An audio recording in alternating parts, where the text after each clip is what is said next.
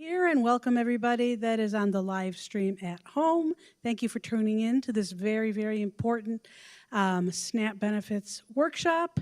We're very excited and honored to have Molly from the Greater Chicago Food Depository here to tell you about all the changes coming up and answer all of your questions that you may have. So please give her a warm welcome. This is Molly. Thank you. Can everybody hear me okay? Yes, okay. Thank you so much for having me. My name is Molly Dubow. I am the Senior Manager of Advocacy at the Greater Chicago Food Depository. I'm very excited to be talking to you all. Louder? Okay. I will be able to answer as many questions as I can. You can very easily stump me with specific case questions, so I don't want to overstate my ability to answer everything, but should you stump me, I've got a team of people back at the office that I can help answer those questions. So what we're going to be talking about today is the state of hunger in Illinois generally, in Chicago right now, why SNAP is so important as a program in combating hunger and making sure people have the food that they need, and the ways in which SNAP has been cut and how those cuts are going to impact all of us, right? And ending on what you can do, what we can all do to continue to fight to make sure that all of our neighbors in Illinois have the food that they need to thrive. So starting off with the state of hunger in Illinois. It may not surprise you. I know that with the government shutdown, there were a lot of things about hunger and food insecurity and SNAP that were kind of illuminated on a national level in ways that it hadn't been before. But as a very general, large overview, hunger in Illinois, Feeding America, which is the national network of food banks across the country, estimates that 1 in 8 people in Illinois are facing hunger and are experiencing food insecurity. And that's an average for the whole state, right? So you can see, this is their map. The darker spots are where there's more food insecurity, lighter spots is where there is less food insecurity. You can, of course, kind of see where Chicago and Cook County is right in there. Illinois households would need roughly $1.12 billion added to their food budget to afford adequate food. And that is an estimate made by Feeding America based on average food prices and average spending on food by families. When looking at Cook County and Chicago specifically, and the work of the Food Depository, I think this slide really illuminates the heightened level of need we are already experiencing before any of these changes are taking place, right? So in fiscal year 2019, we served over 120,000 household visits per month at our partners, our local food pantry partners. We have about 850 food pantry partners. In fiscal year 2025, we served close to 200,000 households per month, which is an increase of 60% from fiscal year 2019. In fiscal year 2019, we distributed about 70 million pounds of food. And in fiscal year 2025, we distributed 115 million pounds of food across Chicago and Cook County, which again is about a 60% increase from FY25 or from FY19. That again, just to double down on it, this is the state of hunger that we are in before any policy changes that impact SNAP are taking effect. So there's already this almost invisible heightened need that we've been experiencing since the pandemic that never went away. To just kind of reiterate the point one more time, food insecurity in Chicago and Cook County, 1 in 5 Chicago households is experiencing food insecurity, and 1 in 4 Chicago households with children is experiencing food insecurity. So we saw that it was 1 in 8 for Illinois in general. It is higher where there are more people, right? So 1 in 5 for Chicago and Cook County, and 1 in 4 for the same area if that household has children. So that is kind of where we are at level setting as we enter this conversation about SNAP and the upcoming changes to the program. So first and foremost, SNAP has been in the news, so there might be some ways in which you are familiar with SNAP that you weren't before, but I really like to emphasize why SNAP matters. First and foremost, for every 1 meal that the food banks provide, and that's every food bank across the entire country and all of their network of food pantries, SNAP provides 9. So there is simply not a world in which the elimination of SNAP is something the food banks can pick up. We were not built for it. It is not the system that it was designed to be in. The Greater Chicago Food Depository is already serving 60% more people than it was 5-6 years ago, and 60% more food. And yet, we couldn't grow 9 times that amount. Additionally, I really like to emphasize that SNAP, while on its face is a food assistance program, it is also an economic multiplier and generator. It is estimated that for every dollar spent on SNAP, it's generating between $1.50 and $1.80 in local economic activity. If you think about it, the reason is that that is federal money being put on an electronic benefits transfer card, which functions like a debit card for a person, and they go to their local store to buy food. And so that's money that is coming from the federal government getting spent at local stores. Those stores are able to purchase more, they're able to hire more staff. They're able to extend their hours. If it's a local store, maybe they're purchasing more local goods and produce.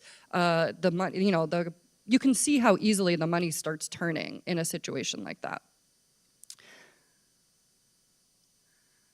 So, who here has heard of something called the One Big Beautiful Bill?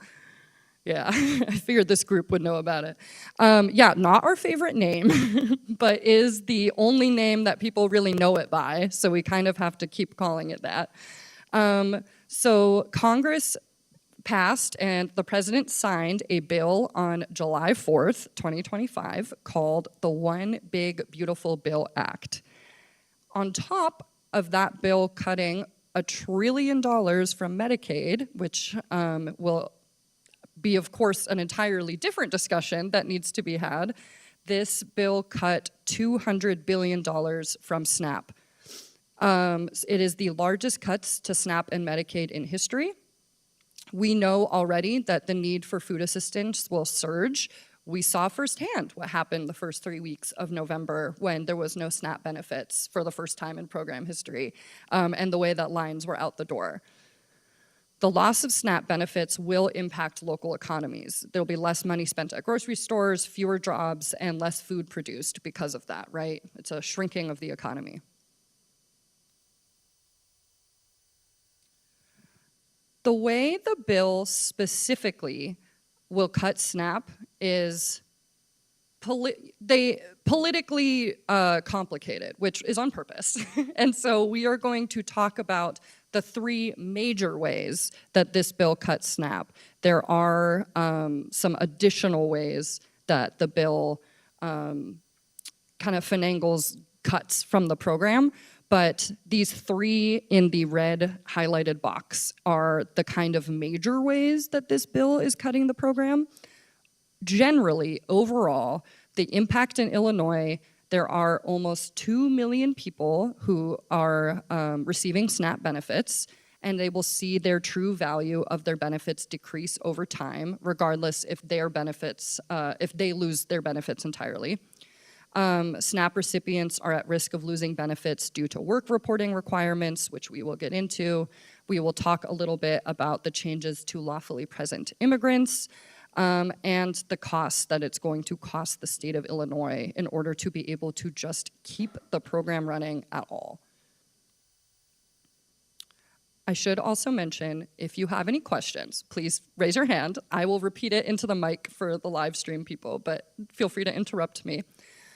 Okay, the first and potentially most catastrophic cut to the program is what is called the state cost shift. So many states, including Illinois, now has to prepare to pay a portion of SNAP benefits. Beginning in October of 2027, states will be required to cover a significant portion of SNAP benefits.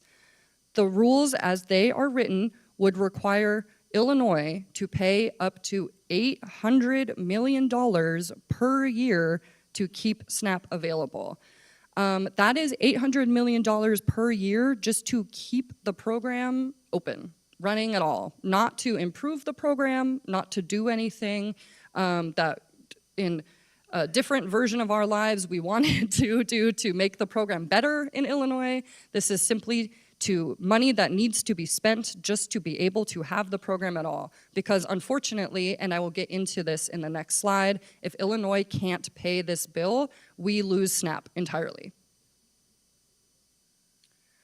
So how did we get this number? How did they get this number?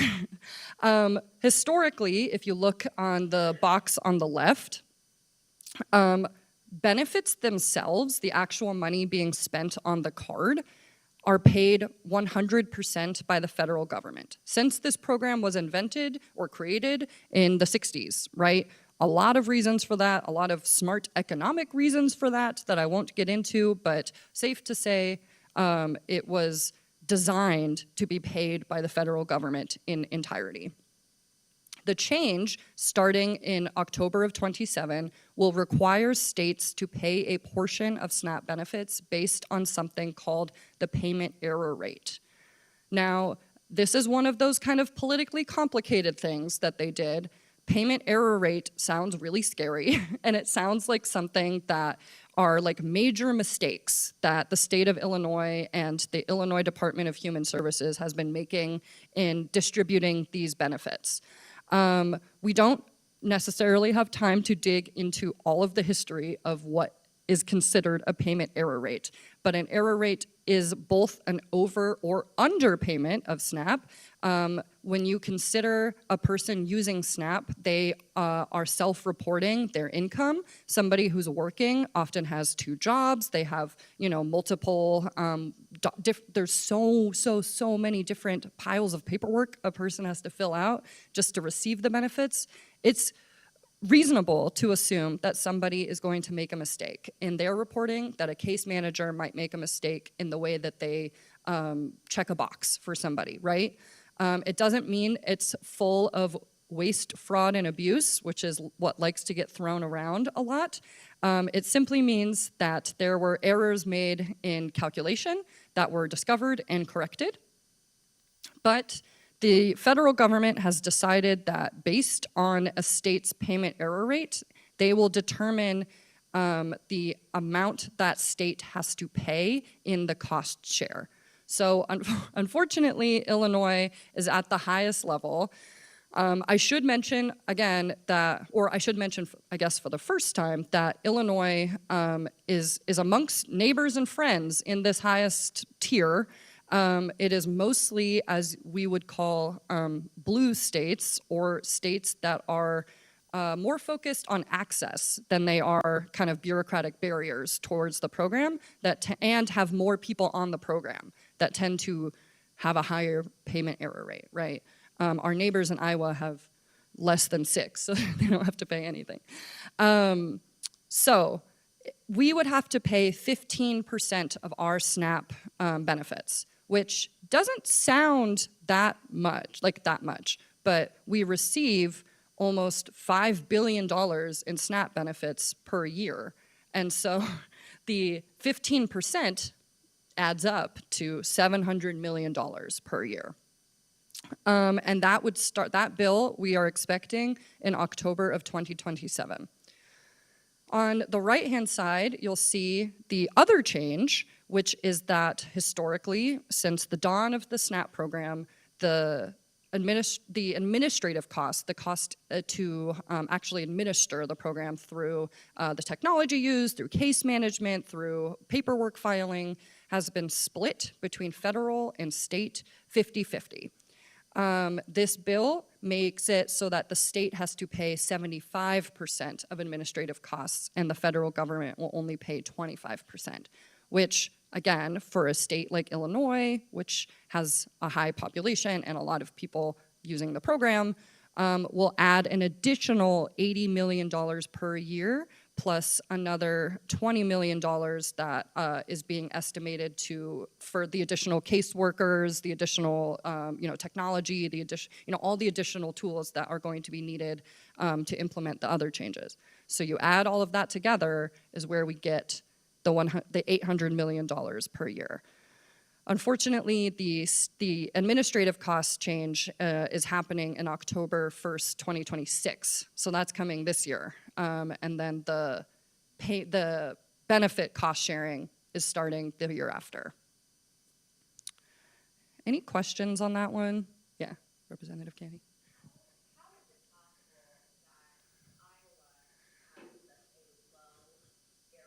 Mm-hmm. Ours is so much higher. Yes. Yes. So I will say somebody from IDHS would give a more wrapped up answer than I can give. But her question was, how is it that Iowa has such a lower rate, payment error rate than Illinois? The reason is kind of twofold. One, there are simply fewer people living in Iowa. Two, they just have not had the determination and focus towards access to the program that a state like Illinois has. And so there are historically ways that states are allowed to choose to make things easier for people to apply for and receive benefits, that Illinois has taken up all of them, right? And always been under the assumption that, like, we'll find the error should there one occur and we'll fix it. But first, we should make sure that more people are getting the food. That's not necessarily the attitude of all states and all departments that are handling this program across the country. I will say we got a little bit extra kind of knife in the gut on the 10% error rate issue because any state that has an error rate higher than 13% has a delay in having to pay the state cost share. The reason for that being they needed the senator from Alaska's vote, and Alaska's payment error rate is 70%. And so I don't know what's going on over there. I don't know. So I will say comparative states like New York and California have a delay. Our neighbors in Michigan have a payment error rate. They're the closest kind of in comparison to us. They have a payment error rate that's like just at 10%. So they got luckier here because they're in the bracket right below us. So that's probably our best like one-to-one comparison is Michigan. But yeah, again, politically, this is all really complicated and kind of nonsense.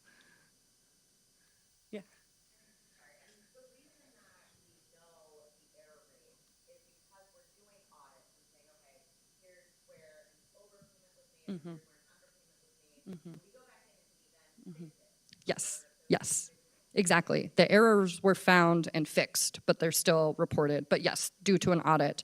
And the audits come delayed, and so there's an element of unsureness of how much our bill is actually going to be in October of 2027, because we will not know this year's kind of payment error rate until the summer before that. So there's a lot of like, well, we're gonna need to pay it. We just don't know exactly what the bill is going to be. Yeah. So Illinois doesn't come up with $800 million Yes. So the reason for that being that SNAP is what is called, the question was if Illinois can't pay, the program disappears. The reason for that being is SNAP is what is called an entitlement program. Entitlement, unfortunately, has a very negative connotation now. But what it means is simply if you are somebody who is income qualified for the program, you legally get it. You get to have it. And so there's no waiting lists. That's part of the reason that the federal government has always been the one to pay the benefits, because the federal budget is capable of growing and shrinking and being flexible in ways state budgets aren't. But legally, if let's say Illinois could only pay $400 million per year instead of $800 million, and then the federal government would only match based on the $400 million, so it wouldn't give us the full amount that we know we need to distribute to the folks who use SNAP in Illinois. Then we would run out of money for the people who are qualified for SNAP in our state, which then means that we are being unlawful, essentially. We're not following the rules of the program because we're turning people away who can't be turned away, and so then the program legally has to disappear because we're not doing it right. Yes, it is what they want, yes. Yeah, no, it's okay. So the current president has said that he is going to remove more SNAP benefits for Democratic-led states. Now, Yes. is this in addition to what you're talking about? Yes. So her question was, the president continues to threaten SNAP, specifically against states led by people he doesn't like. Yes, anything that he is saying about SNAP now, and anything, the pause in SNAP that happened during the government shutdown, anything he said about SNAP now is all in it. This is already law now. So anything he's saying now is in addition. The somewhat good news there is that they say a lot of stuff. And so what you might be referring to is that the USDA Secretary, Brooke Rollins, went somewhere and said that all the states that are suing about there's a specific portion of this that has to do with immigrants that I'll talk about briefly. States sued about it because, again, this whole bill is contradictory to established law. And so our Attorney General is one of the Attorney Generals that signed on to that lawsuit, and now they're attempting to retaliate against the states that did that. I can't speak to the future of what will happen, but it is my understanding it is not legal, but doesn't mean they won't try. But yeah, that it's definitely, I mean, we're alert on all threats, definitely. Yeah. Yeah. So Walmart's considered like the largest employer, right, in the drug case, yet there's a huge chunk of Walmart employees who Correct. don't make enough money Yes. that are on SNAP. Yep. Yep. Then they shop at Walmart. I know. Okay, so there is You'd think that they would. someone says we should eat rattlesnakes. Right. Right. If we have to force employers to pay more. Yeah. Yeah. Because things have been flat for 40 years. Mm-hmm.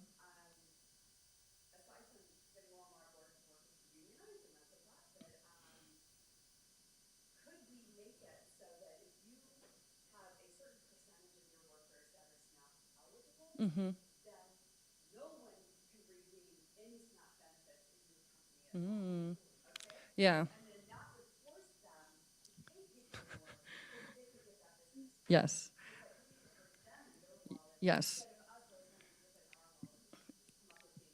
Amen. Amen. So her question had to do with the fact that, a very great point about the fact that Walmart is the largest employer in America and is also almost everybody who works for them, it qualifies for SNAP because they don't pay a living wage. I completely agree with you, 100%. Yeah, SNAP again, legally, you're not allowed to you're not, for a good reason, you're not allowed to discriminate against SNAP customer versus non-customer, so there might be, a lawyer might have to take a look at the idea of saying your whole company can't have SNAP because of XYZ reason, but they can't spend it at Walmart. Yeah, no, I mean, I agree. Yeah, right. Well, that's, I mean, if you,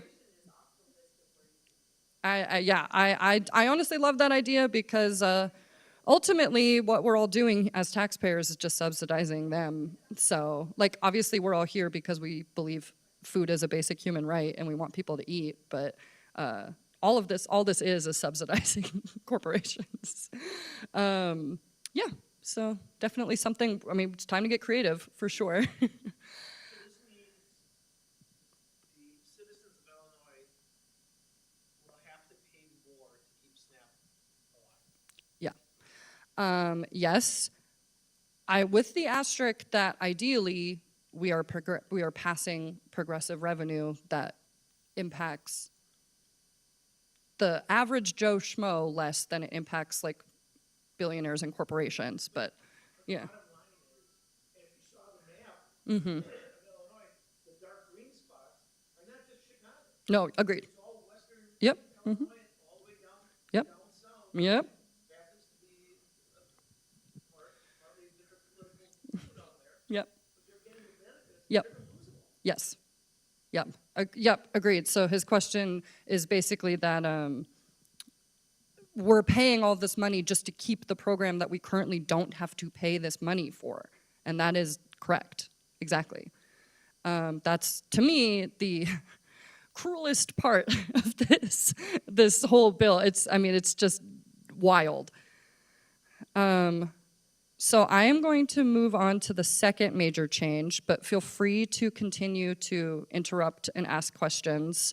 I'm happy to continue the conversation. So that is potentially the biggest change to the program because it has the potential of making a world where Illinois doesn't have SNAP at all, right?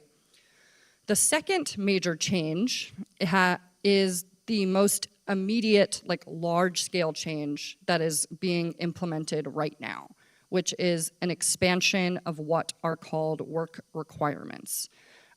So first, here's just a bit of a definition of work requirements. Some SNAP recipients must work, volunteer, or participate in an employment or training program for 80 hours a month. Recipients who do not meet that work requirement or qualify for an exemption only get 3 months of SNAP in a fixed 3-year period.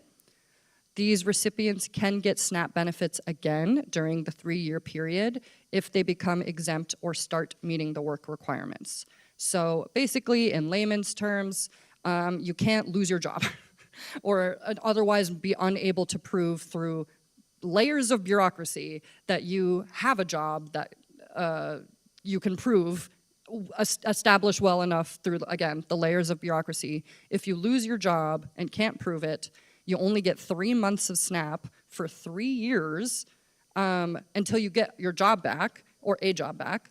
But if you lose that job again and you've already gotten those 3 kind of free months in that 3-year period, that you're SOL.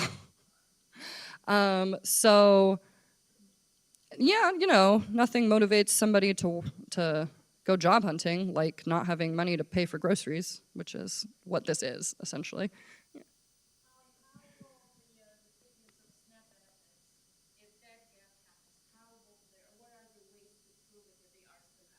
Yes, great question. That is more of a technical IDHS question of how to prove that they're searching for a job. I also have some information on this slide deck that I'll send to you and Lynn about specifics about what counts as an exemption. You'll see that exemptions were mentioned a few times. Illinois, because we live in a state that again prioritizes people having access to the program, the Food Depository has been working very closely with the state to try and make this expansion of work requirements, which I'll get to in a second, as lenient as possible and to make the ability to submit an exemption to the work requirements as easy as possible to try and keep as many people on the program as we can, right? There are going to be people who lose access, but the state of Illinois is trying really hard to keep people on the program as best we can. Yeah.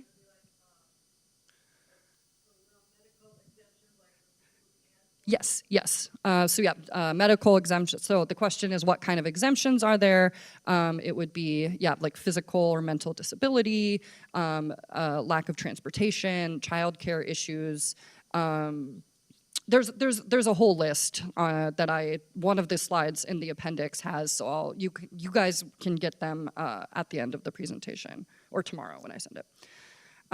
So let me just go into the change really quickly. So SNAP recipients who are considered able-bodied adults without dependents, or ABODs for short, that's like the acronym used, must meet the work requirements unless they are exempt. Who is an ABOD? And that is where this law changed things. So before, an able-bodied adult without dependents, before this bill passed, so that means an able-bodied adult is somebody who is between the age of 18 and 54, who does not have a dependent living with them, under 18, and able-bodied, which means they don't have, a physical disability. And then before this bill, there were exemptions made for people who were experiencing homelessness, for veterans and former foster youth, so kids who just aged out of the foster program. And then it used to be that states could waive the requirement for work requirements in total if unemployment was over 10%. Illinois met that threshold. So Illinois has not had this work requirement issue for years. This bill eliminated that statewide waiver and made it much more difficult. In addition, you'll see here, before this bill passed, it was adults aged 18 to 54 were considered able-bodied adults. Now it's 18 to 64. So, call all those people in your life who stopped working because they were done and tell them to get back to work in order to get SNAP, because that's what this bill is telling them. They lowered the age of dependent from 18 to 14, which is wild, and then removed those exceptions that I mentioned before. So again, Illinois is going to have a broader definition and give more exemptions than this federal law necessarily is strictly mandating. But you can see the way that people who used to not have to submit work requirements are now falling into this new definition, this new bucket, right? So just to give some numbers with that, the expanded work requirements take effect on February 1st, so that is just a month and a half away. The Illinois Department of Human Services is estimating that 340,000 people in Illinois are at risk of losing their benefits after that change. The reason for that being, there are more than that number of people who are considered an ABOD, but the Department of Human Services is estimating that this is the number of people that are going to face significant barriers in order to prove their working hours, right? If all of the at-risk ABODs, which are on average single-person households receiving about $200 a month, lost their benefits, Illinois communities could experience an estimated $110 million in lost economic activity each month. And that gets back to the conversation we were having about the way SNAP is an economic generator, right? Now it's $200 a month these people were spending on groceries, right? That money disappears, right? The economy shrinks. Any questions about work requirements? Yeah. What is the other side saying regarding, Yeah. like, why can't they work? Yes. The problem was because I know that, like, for my job, like 40% of people that I know are on SNAP are babies. Yeah. So A lot of children. I'm trying to figure Yeah. that out. Yeah. Yes, great question. So she said, what do we say to the people who are saying, well, why aren't those folks working? Like, why is that such a big problem? And that is, you've really hit the nail of what I consider a major like advocacy education push that needs to happen around this issue. This has been framed in a way where reasonable people hear work requirements and assume nobody was working, and this is just going, like, this just means you have to be working in order to receive the SNAP benefits. That's not a bad thing. But these have been tried before. There is endless scientific and statistical proof that work requirements don't work, that they only punish a person for losing their job or not being able to prove that they, worked X amount of hours, and it just causes people to go hungry rather than to get a job. They're historically, they're rooted in like the very first work requirement rule was created out of like very racist ideology, which is also not shocking to the way policy is made. But I don't have yet like super succinct talking points, but it is absolutely, that's my plan when Springfield kind of picks up this year, is to be able to like very easily answer people's questions about work requirements and prove that they don't work. Yeah. Yeah, agreed.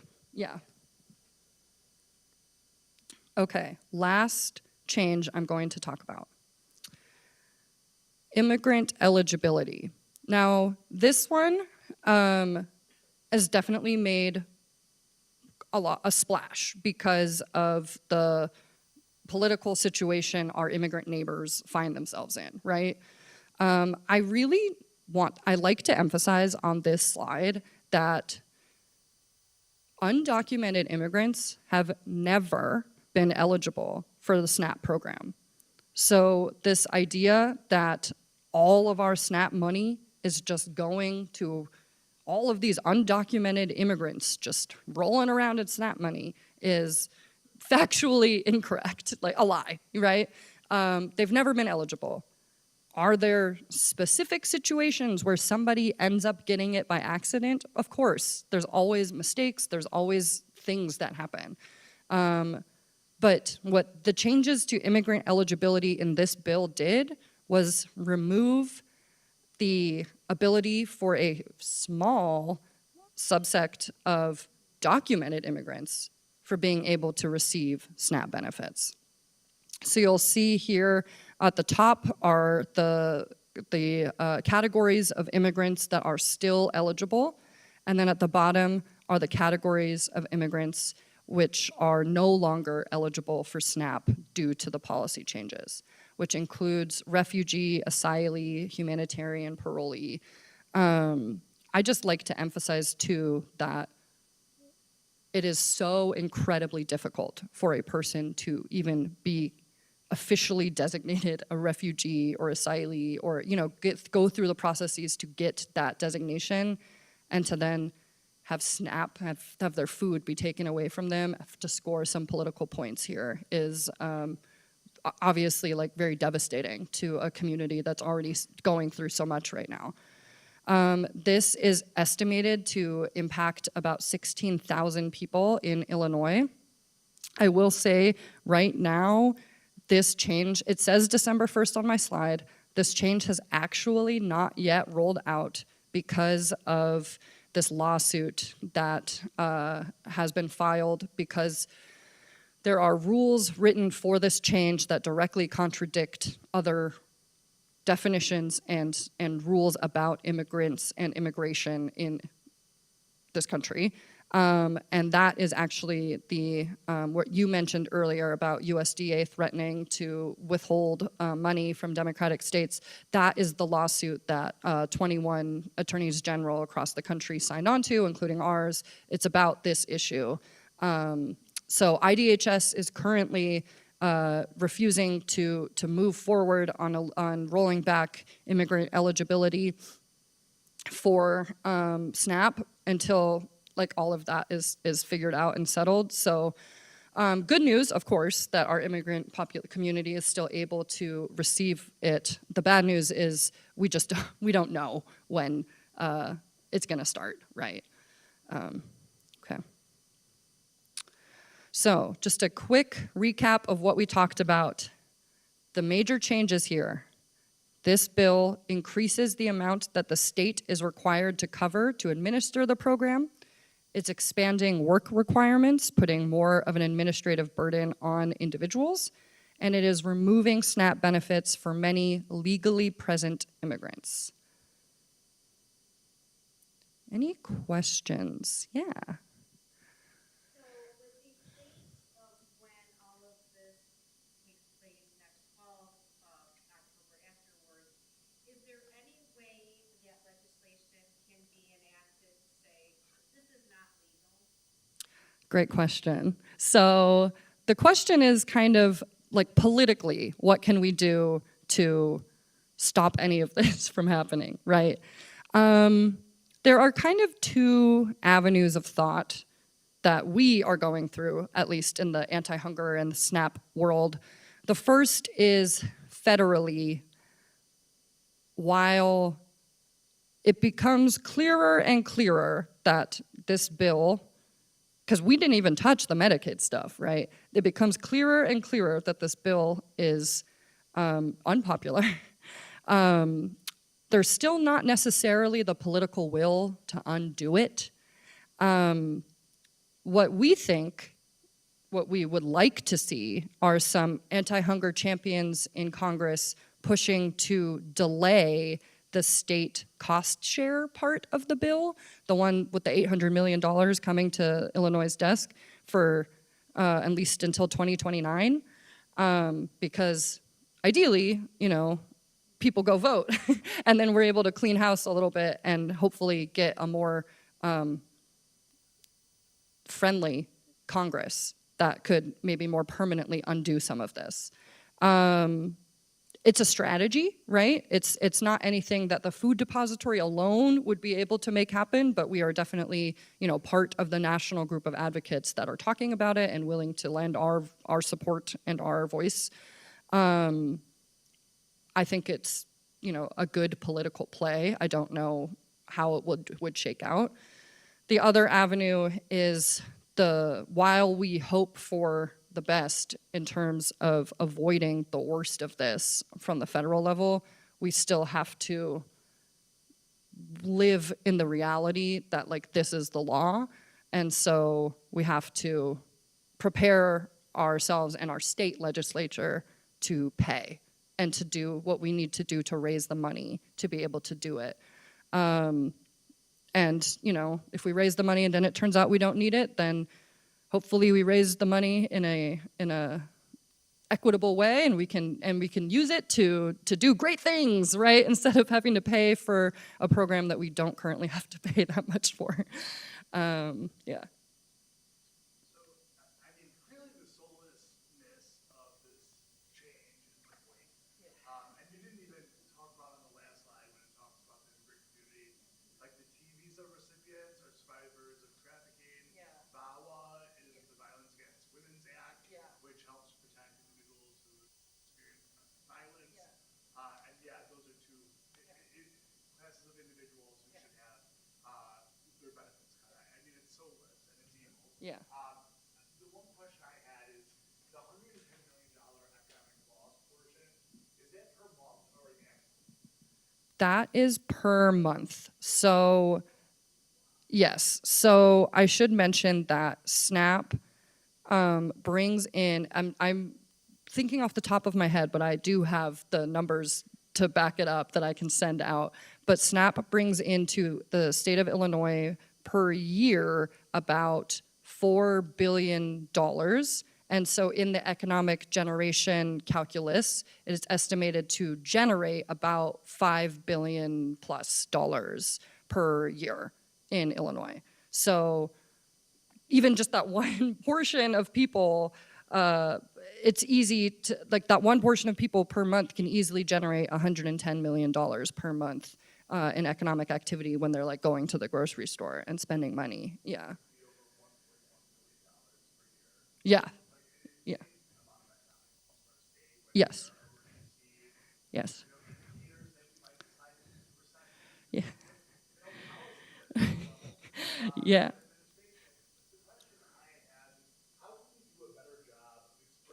Yes. To every business that receives SNAP dollars, how incredibly destructive this policy is going to be to Yeah. the economy and to their businesses Yeah. and to their bottom line. Yep.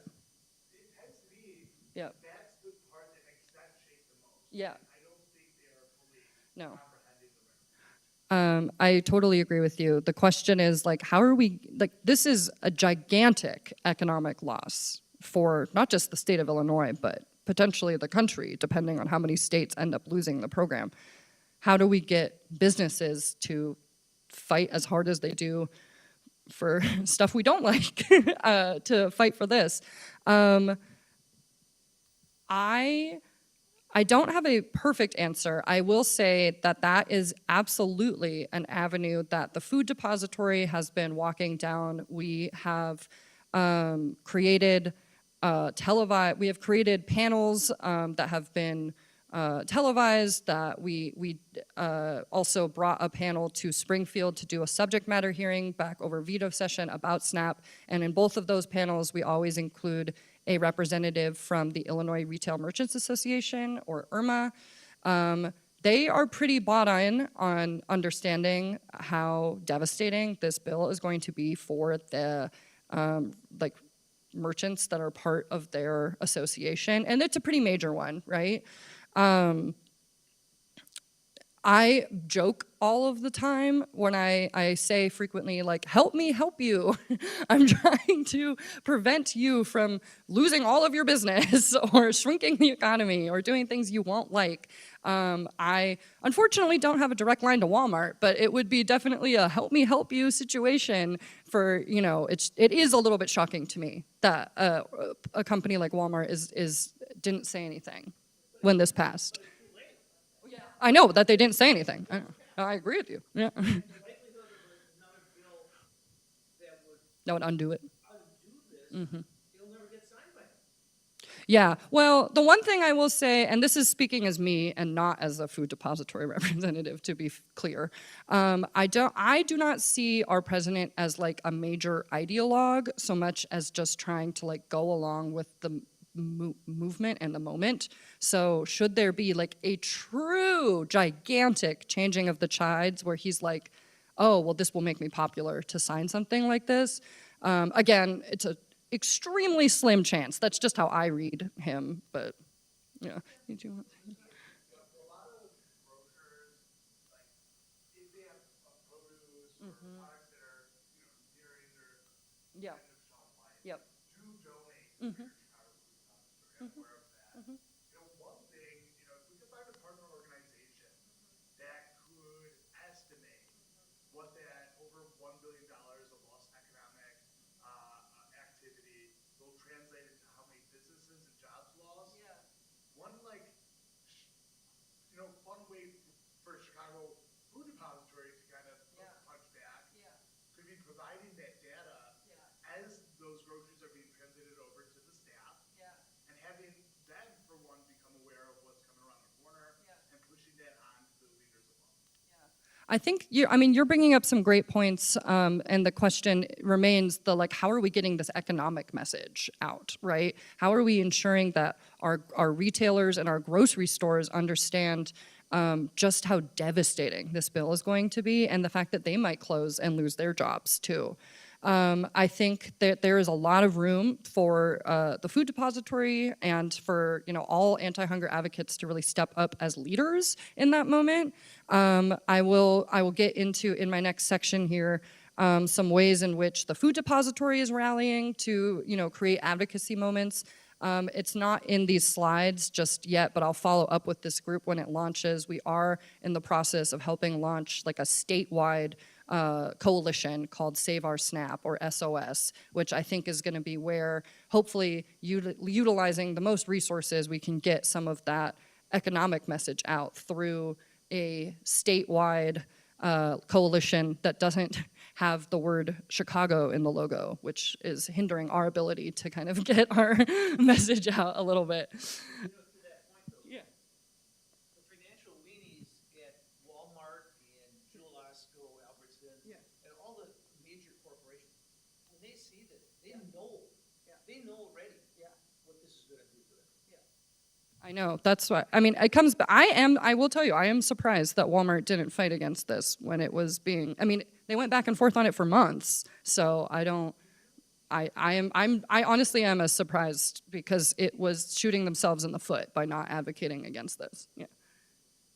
I think Walmart's probably done that math, and I figured that's okay, but what they would not see coming I think it was bad math. no longer be eligible, no one can regain their SNAP. Right. They did bad math, yeah. No, not the workers are still eligible for that, but they are removed from the program. Well, Yeah, but I don't think that they didn't consider that like states could lose it in entirety. Like they would be removed from Illinois because Illinois wouldn't have it anymore. Yeah. Yeah. It's gone. Yeah. Right.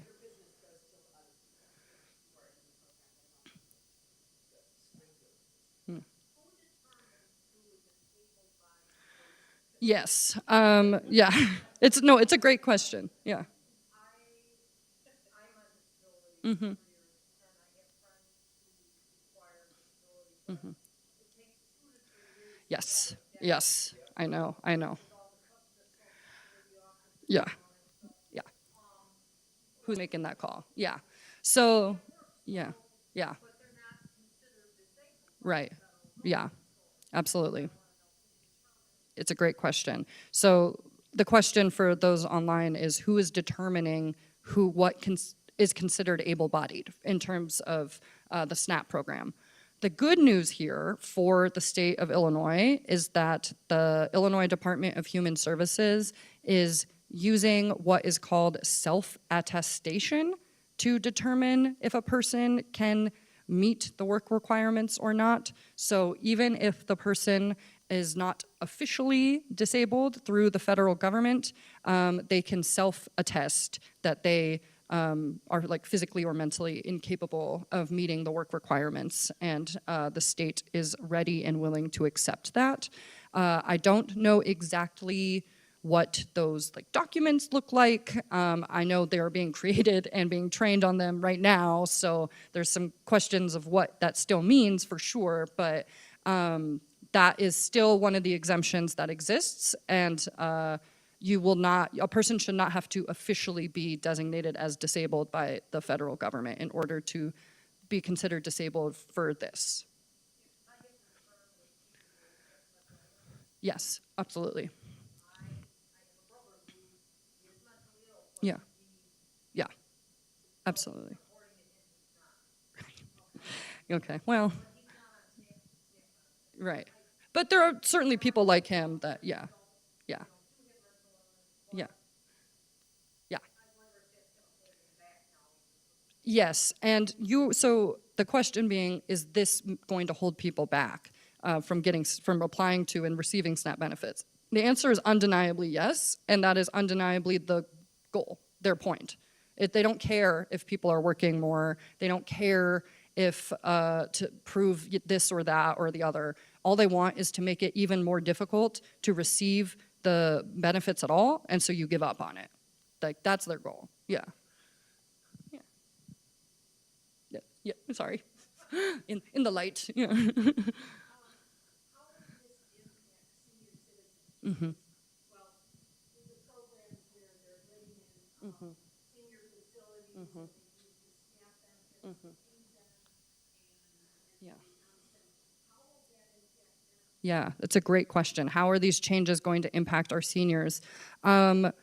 The somewhat good news is that the expansion of work requirements is through the age 64. So anybody who's 65 and up is automatically exempt from having to do the additional work requirements. There's a lot more, of course, to be said in terms of continued access and making sure our senior citizens and our older adults are receiving like the amount that they need. But the biggest threat to them is the biggest threat to all of us in the elimination of the program in entirety, right? But for the most part, older adults should be kind of outside of the work requirement part, at least, yeah. Okay, I don't want to leave us on a downer. I'm going to leave us on okay, now we're all really angry. What are we going to do about it, right? Yeah. Do you have a question?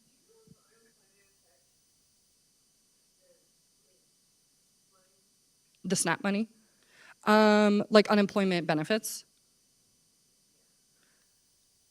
I would have to check on how those relate. Yes, but I'm not 100% sure how they kind of calculate the two.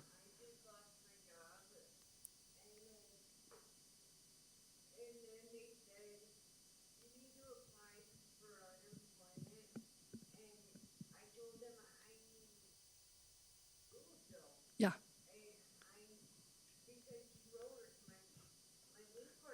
Yeah. And then they said, well, we're gonna give you more link card money in a couple of weeks. We're gonna give you more. Okay. But in the meantime, you need to apply for unemployment and call it the DOT. Okay. And that's what I did. Okay. Next year, in January, that's the unemployment effect. Yeah. So the question is about unemployment and link money. The answer is yes, because of work requirements, you needing to be able to prove a certain number of working hours per month.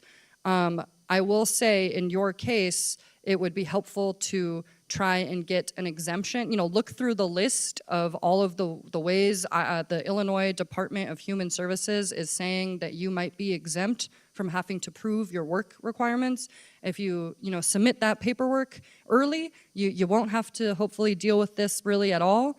What you're saying is exactly what the point, which is you have unemployment coming in, and to be told you won't get money for food until you get a job is backwards, right? You need to, who's getting a job when they're hungry?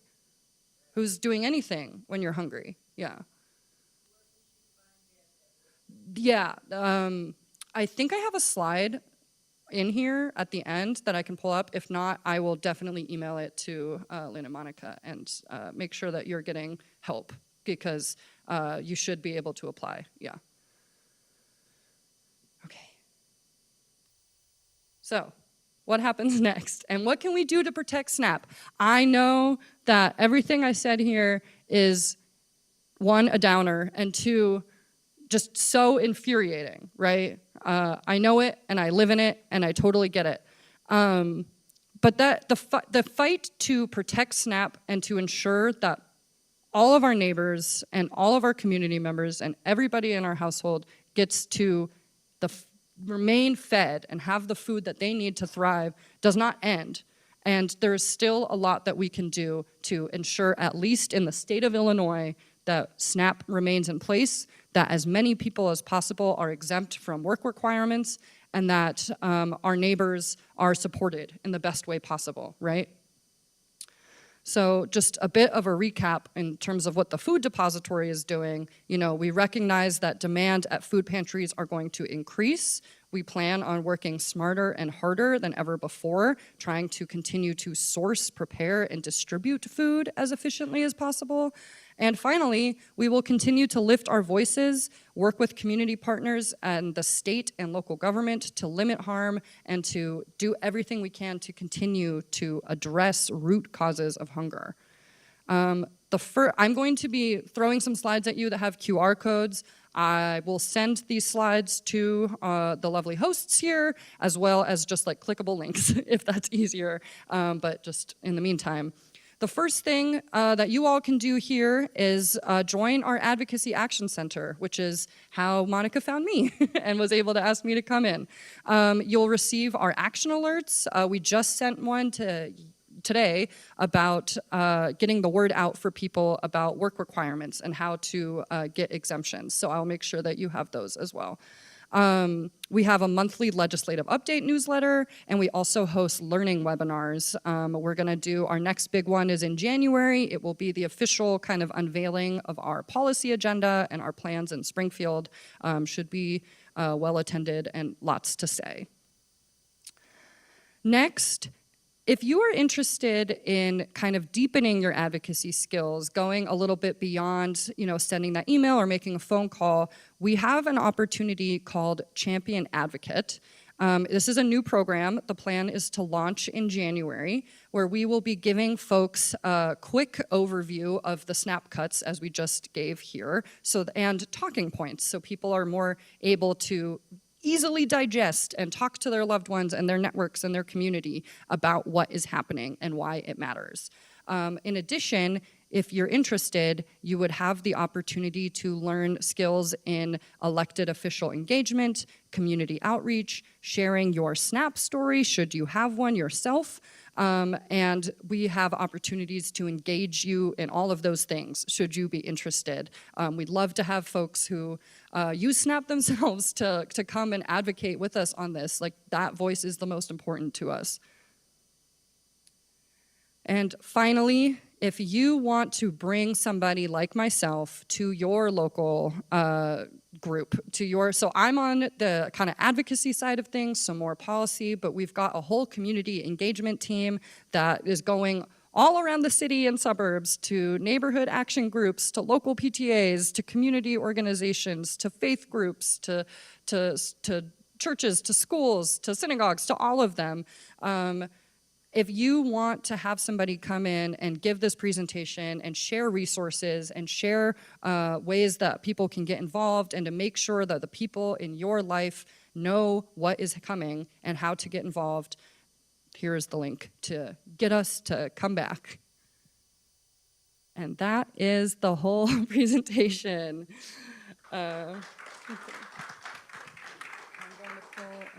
Okay, here we go. Here's the work requirement exemption. Let me do a slideshow. And I will send this to everybody so that, okay. So this is from the Department of Human Services. So you'll see physical or mental limitations that impact your ability to work. And again, this is self-attestation. So you just have to say it for yourself.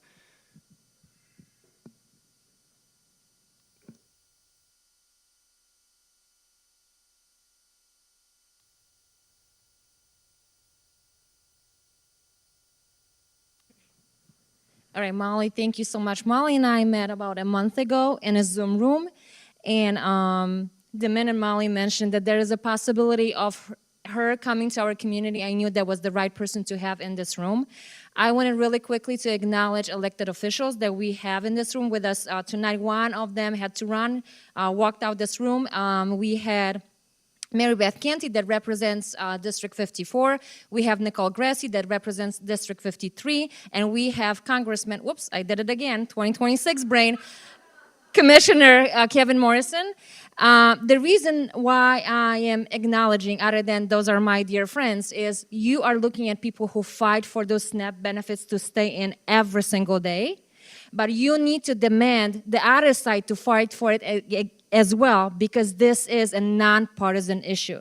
Food security is a nonpartisan issue. And Molly, one of the things that I love what you mentioned is the stigma that is around the SNAP benefits. Why aren't those people working? Well, you're looking at one. You're looking at single parents with 2 jobs that I have to every single month make a decision. Do I pay my rent? Do I put food on the table for my children? I want to stay in a neighborhood that is safe. I want good schools for my children. I want to have a police department and a fire department and a hospital that is not 2, 3, 4 hours away. That's why I choose to stay in this neighborhood, but it comes with a cost. So when I say when SNAP benefits affects one family, one person, it literally affects the entire community because housing and SNAP benefits, it's all in one pool.